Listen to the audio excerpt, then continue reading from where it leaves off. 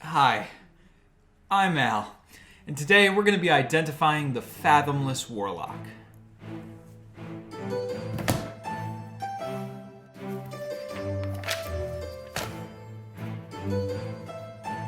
As a fathomless warlock, the sea and its unknown depths call to you, and you forge a pact with the entities of the deep, such as an ancient water elemental, or a sea hag, or even a kraken. At first level, you gain access to choosing the following spells. At first level, you can choose from Create or Destroy Water and Thunder Wave. At second, Gust of Wind and Silence.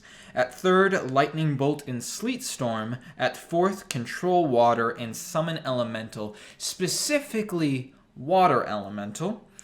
And fifth level, you get Bigby's Hand, which appears as a tentacle, or Cone of Coil. I really wish that Warlocks knew these expanded spell lists innately and didn't have to dedicate some of their spells known to these spells. However, that is what is written, so that is what we have to proceed with.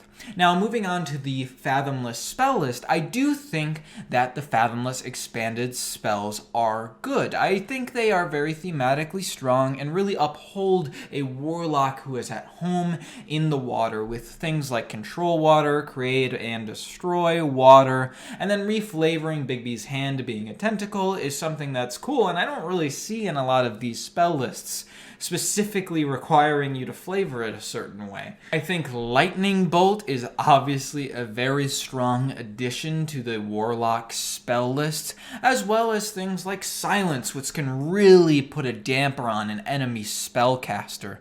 However, Create or Destroy Water isn't very good, and Gust of Wind is situational at best, so I do think this is kind of a mixed bag when it comes to the spells you gain access to. Now time to address that Summon Elemental restriction. I really hate that it restricts you to only the Water Elemental. Yes, you are a Fathomless Warlock, and you should be themed with water, but taking out the utility of that Summon spell, while still being required to be the same 4th level spell slot, I think is unnecessary, and it really takes away from that spell being part of the spell list. Next, also at 1st level, you get Tentacles of the Deeps. You can magically summon a spectral tentacle that strikes at your foes.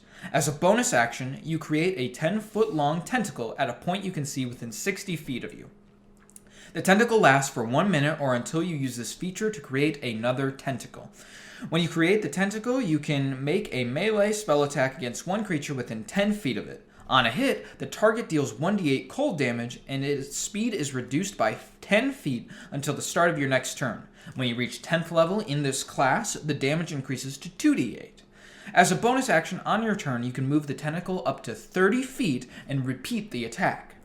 You can summon the tentacle a number of times equal to your proficiency bonus and regain all expended uses when you finish a long rest. So I'm a little bit mixed about this ability. One of the things I like about it is, particularly for early level warlocks, this decreases your reliance on Hex. Now you have another strong ability to use as your bonus action. However, I don't think it's as strong as I would like it to be. It's very obvious that this is a very similar ability as the spell Spiritual Weapon. Spiritual Weapon can only move 20 feet as part of that bonus action, and it doesn't cause that reduced speed effect, but you add your spellcasting ability modifier to the damage, and it scales much better. At early levels, I'll happily take that speed reduction and the ability to move the tentacle further. However, once you get to later and later levels, not being able to deal more damage until 10th level, and that only being 2d8 and not increasing after that, is something that I wouldn't trade for being able to upcast Spiritual Weapon. Now, it may seem irrelevant comparing this to Spiritual Weapon, as no warlocks get that spell, but I think it highlights my point that being able to add your charisma modifier to this damage, or even having it scale a little bit better, maybe even requiring a spell slot for it if you really need that, isn't something that would break the game. In fact, I think it would put this ability a little bit more in line with some of the other first level Warlock features you get, particularly the Hexblade, which gets a lot at first level. That being said, I do really like this ability, and I think it has a lot of use, particularly at early levels, and there are some later level abilities that kind of add on to it, so we'll see if that kind of helps out. Next, also at first level, you get Gifts of the Sea. You gain a swimming speed of 40 feet, and you can breathe underwater. This makes total sense. Being a Fathomless Warlock, being able to have a swimming speed and breathe underwater should come with the package. I think it's very situational unless you're in a specifically Oceanic campaign, but otherwise I think you had to have it for this Warlock subclass. At 6th level, you get Oceanic Soul. You are now even more at home in the depths. You gain resistance to cold damage. In addition, when you are fully submerged, any creature that is also fully submerged can understand your speech, and you can understand theirs. Cold damage is a very common damage type in the game, so having that resistance is going to help you out in combat. However, the ability to hear one another underwater isn't the most powerful ability. Yet another very situational one, unless you know you're gonna be in a ocean travel campaign. Next up, also at 6th level, you get Guardian Coil. Your Tentacles of the Deeps can defend you and others, interposing itself between them and harm.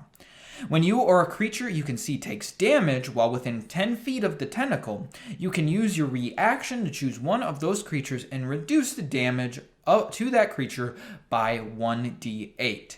When you reach 10th level in this class, the damage reduced by the tentacle increases to 2d8. Okay, so this ability is adding on to the utility of your tentacle in combat. Being able to use your reaction to reduce damage within 10 feet of your tentacle is a very powerful ability, and it uses your reaction, which is not something you're going to be typically using unless you're commonly casting Hellish Rebuke. I really like this ability, and I think it makes the tentacle a little bit more dynamic. Do I think it necessarily fixes my gripes with the tentacle in the first place? I don't think so. But I am glad to see that they are using that feature and adding on top of it in these later level abilities. Next, at 10th level, you get Grasping Tentacles. You learn the spell Evard's Black Tentacles. It counts as a Warlock spell for you, but it doesn't count against the number of spells you know. You can also cast it once without using a spell slot, and you regain the ability to do so when you finish a long rest. Whenever you cast the spell, your patron's magic bolsters you, granting you a number of temporary hit points equal to your Warlock level. Moreover, damage can't break your concentration on the spell. Evard's Black Tentacles is a fairly good spell, and it adds a little bit of battlefield control to your Warlock spell list without you having to dedicate it as one of your spells known. And being able to cast it for free once per long rest is something that's going to help you because you have so little spell slots as the Warlock. Plus, those temporary hit points are going to give you a little bit more staying power as a Warlock. And then that concentration not being able to be broken by damage is something that is very helpful when you're on the battlefield. However, it is worth noting that you are still concentrating on the spell, so while you have Evard's Black Tentacles up, even if it's your free one, you still can't cast another concentration spell. And then those added benefits of the temporary hit points and the damage immune concentration will happen every time that you cast Evard's Black Tentacles, even if it isn't your free one. Next up, at 14th level, you get Fathomless Plunge. You can magically open up temporary conduits to watery destinations. As an action, you can teleport yourself and up to 5 other willing creatures that you could see within 30 feet of you. Amid a whirl of tentacles, you all vanish and then reappear to 1 mile away in a body of water you've seen, pond size or larger, or within 30 feet of it, each of you appearing in an unoccupied space within 30 feet of the others. Once you use this feature, you can't use it again until you finish a short or long rest. So this ability is very interesting, and I think it's intended as a panic button, like, we gotta get out of here right now, but it does have some weirdly strict limitations on it.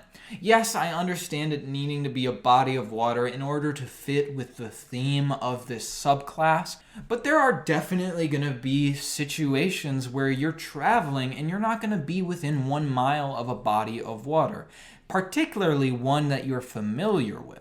I am glad that you're able to pretty much teleport your party. However, if your party is more than you and 5 other willing creatures, then you're gonna be running into some trouble when you try to hit this panic button because you can't take everybody with you. Also, if you're gonna try to use this while you're in combat, then if one of your allies is unconscious, then you're gonna have a debate at the table whether or not that ally is a willing creature. Overall, I really like the energy of this feature. However, once again, it's a little bit too situational unless you know you're in a pirate campaign or a sailing game or an underwater campaign. So that's it for the Fathomless Warlock. If I were to rank this Warlock subclass with the other Warlock subclasses already published in 5e, I would give this one a 3 out of 5 Cauldrons. I think it is strictly middle of the road, and that's because it is a mixed bag of fairly good abilities with some weirdly situational abilities.